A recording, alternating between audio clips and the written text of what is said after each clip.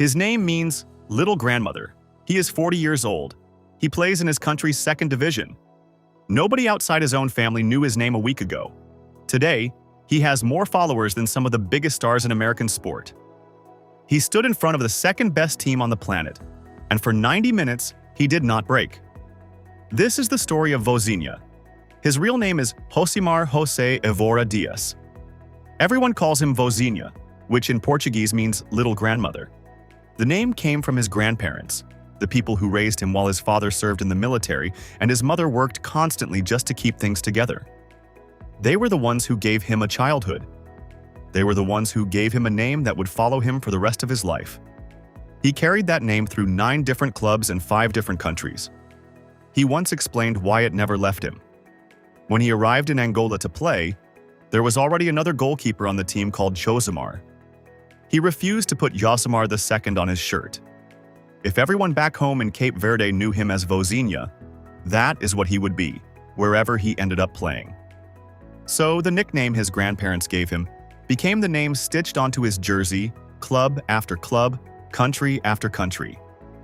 Born in Mindelo, on the island of São Vicente, Vozinha comes from a nation of roughly 500,000 people scattered across a handful of islands off the coast of West Africa. His career did not look like the beginning of anything special. He started at home with Batuque FC, moved to CS Mindelense, then Progresso, then back to Mindelense on loan. From there, his career did something almost no Cape Verdean footballers does. It crossed borders again and again.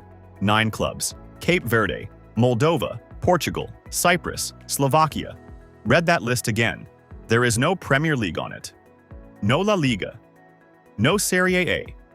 No Champions League nights under floodlights with 60,000 voices chanting his name. Zimbru Chisinau in Moldova. Gil Vicente in Portugal. 5 years at AEL Limassol in Cyprus.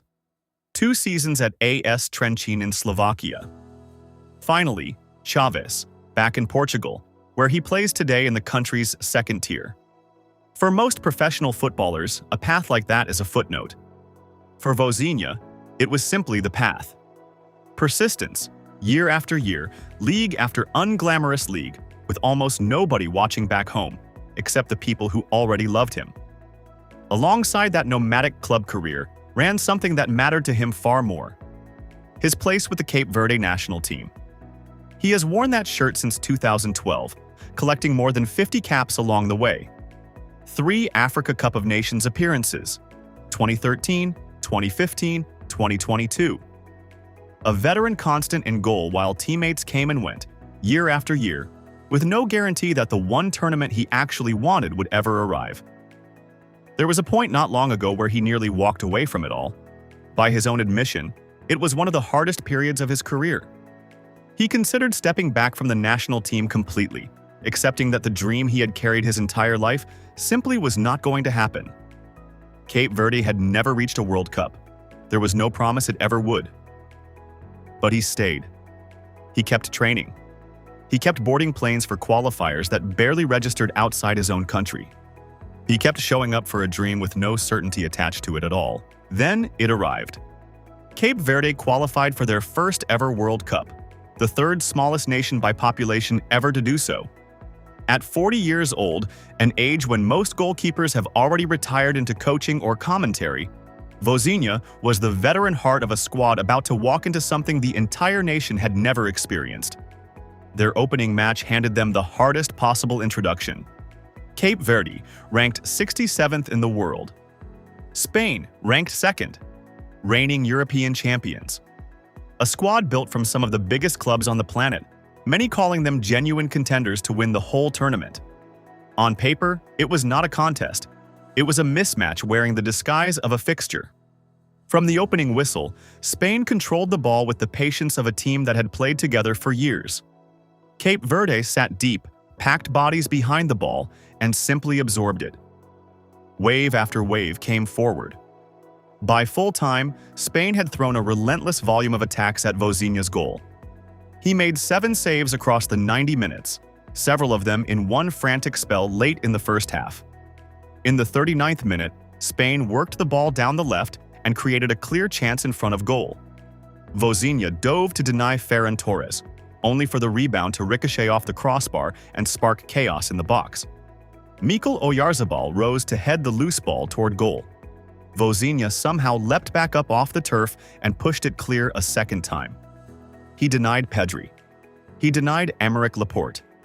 Even when Spain brought on Lamine Yamal, the most talked-about teenage forward in the entire tournament, hoping fresh legs would finally break the deadlock, Cape Verde held their shape, and Vozinha held his nerve. Nothing got past him. The final whistle blew, with the score still level. 0-0. Statisticians immediately ranked it among the most shocking results in World Cup history, given the gap between the two nations' rankings. When the whistle went, Vozinha did not sprint off celebrating. He was swallowed up by his own teammates, and somewhere in the middle of that chaos, he broke down in tears. He explained why afterward. He had grown up with his grandparents, the people who gave him everything, the people who gave him his name, and they had passed away years before this moment, never getting the chance to see what he would become. His own mother could not be there either. Not because she did not want to be. She simply could not sort her visa in time. She watched her son's defining moment from thousands of kilometers away. A few days later, his family found their own way to him. Before Cape Verde's next match against Uruguay, his mother, his father, and his brother arrived in Tampa, Florida, finally able to stand beside him for the rest of his unlikely World Cup run. He said having them there meant more than most people could understand. There is one more detail that makes his name even heavier.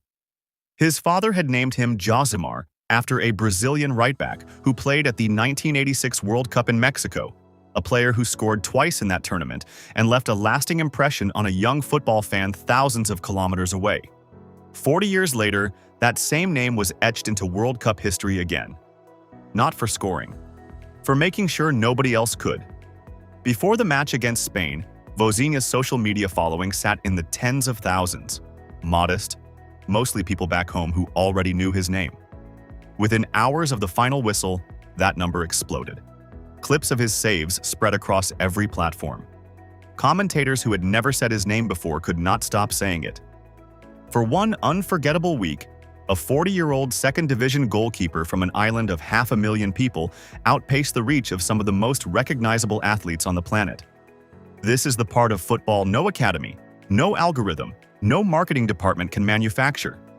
This is why people fall in love with this sport.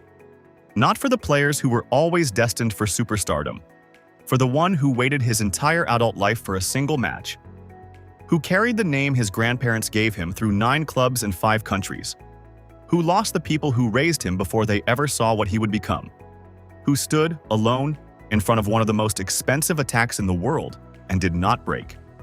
A nation of 500,000 people now has a World Cup hero. A goalkeeper who once nearly walked away from his country's shirt has a result that will follow him for the rest of his life. And a nickname that means little grandmother now belongs to a man an entire generation of Cape Verdean children may grow up wanting to be called. The game has not changed. The story behind it has. You're welcome.